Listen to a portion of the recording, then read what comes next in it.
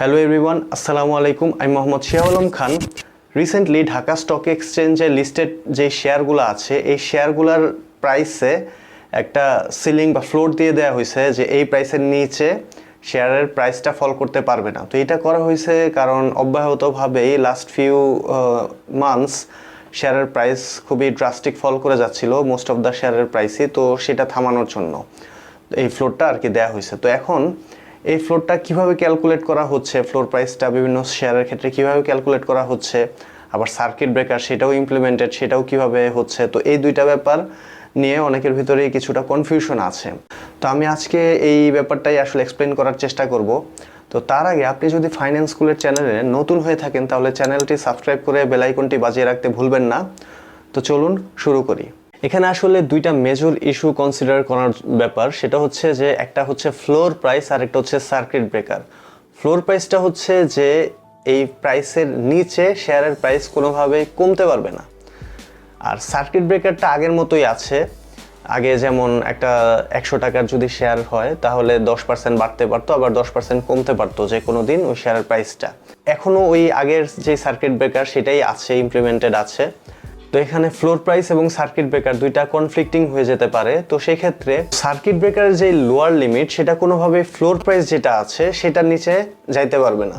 So floor প্রাইসটা হচ্ছে আপাতত লোয়েস্ট একটা শেয়ারের প্রাইস নামতে পারবে, এর থেকে নিচে একটা শেয়ারের প্রাইস কমতে পারবে না। সো যদি সার্কিট ব্রেকারের লোয়ার লিমিট আর ফ্লোর প্রাইস কনফ্লিক্ট করে, একটার একটার সাথে সাংঘর্ষিক হয়, তাহলে ফ্লোর প্রাইসটাই কনসিডারেবল হবে, ফ্লোর প্রাইসটাই অগ্রাধিকার পাবে। এখানে আমরা যদি এক্সাম্পল দেখি, দুইটা কোম্পানি আমি এখানে নিয়েছি, স্কোয়ার ফার্মা এবং সিঙ্গার। এই দুইটা কোম্পানির এক্সাম্পল দিয়ে আমি আসলে বোঝানোর চেষ্টা করব যে ফ্লোর প্রাইসটা কিভাবে ক্যালকুলেট হচ্ছে। ফ্লোর প্রাইসের যে রুল সেটা হচ্ছে যে 19 মার্চ 2020 তারিখের আগে যে 5টা ট্রেডিং ডে ছিল, যে 5টা ট্রেডিং ডে তার ক্লোজ প্রাইস যা ছিল 5 ট্রেডিং ডেতে ওই শেয়ারের ক্লোজিং প্রাইস যেটা ছিল, সেই 5 ট্রেডিং ডের ক্লোজিং প্রাইসের অ্যাভারেজ যেই রেটটা আসবে, অ্যাভারেজ যেই নাম্বারটা হবে, সেটাই হচ্ছে যে ওই শেয়ারটার ফ্লোর প্রাইস।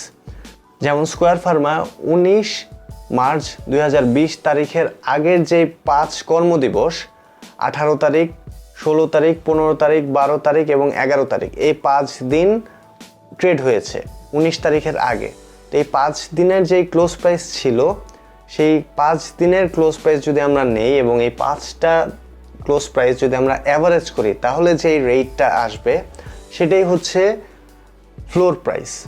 সিঙ্গারের ক্ষেত্রেও সেম, ওই একই ফর্মুলা, যে 5 দিনের যে 19 তারিখের আগের যে 5 দিন ট্রেডিং ডে, সেই 5 দিনের যেই ক্লোজ প্রাইস, ওই ক্লোজ প্রাইসের যেই অ্যাভারেজ হবে সেটাই হচ্ছে ফ্লোর প্রাইস।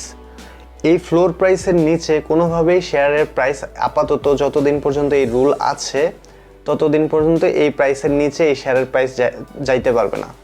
তো আমরা যদি সার্কিট ব্রেকারের ব্যাপারটা দেখি, সার্কিট ব্রেকার কিন্তু ঠিকই বিভিন্ন শেয়ারের প্রাইস আপ টু 10%, ম্যাক্সিমাম 10% পর্যন্ত বাড়তে পারতেছে এবং ম্যাক্সিমাম 10% পর্যন্ত ফল করতে পারতেছে।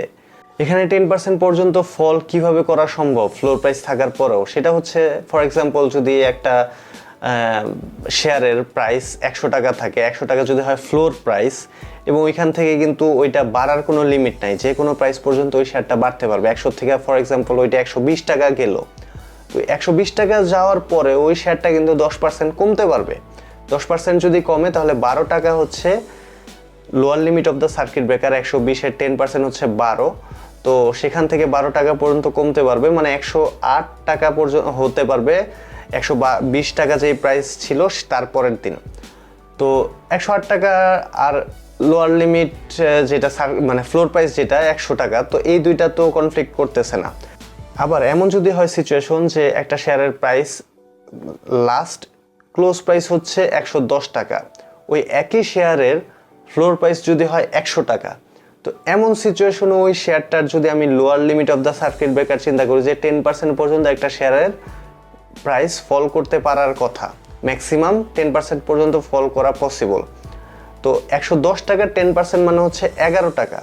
তো 110 মাইনাস 11 মানে ওই শেয়ারটা 99 টাকায় ট্রেড হতে পারতো যদি সার্কিট ব্রেকারের লোয়ার লিমিটে হিট করা সম্ভব হতো। কিন্তু যেহেতু ফ্লোর প্রাইস হচ্ছে 100 টাকা এই শেয়ারটা, সেজন্য এটা 100 টাকা পর্যন্তই কমতে পারবে। 100 টাকায় এসে এই শেয়ারের প্রাইসটা থেমে যাবে, এরপরে যা ট্রেড হবে এই 100 টাকাতেই ট্রেড হইতে হবে। তার মানে এটা 10% ফল করতে পারলো না, যদিও এটার সার্কিট ব্রেকার লিমিট 10%, কিন্তু যেহেতু ফ্লোর প্রাইস দেওয়া আছে সেই জন্য এটা 100 টাকাতে থেমে গেল, 99 টাকায় নামলো না। ভিডিওটি যদি আপনাদের ভালো লেগে থাকে তাহলে লাইক এবং শেয়ার দিতে ভুলবেন না। আরও নতুন নতুন ভিডিও পেতে চ্যানেলটি সাবস্ক্রাইব করে বেল আইকনটি বাজিয়ে রাখবেন। আর ফাইন্যান্স স্কুলের ফেসবুক গ্রুপে জয়েন করুন, লিঙ্ক ভিডিও ডেসক্রিপশনে দেওয়া আছে। সবাই ভালো থাকবেন।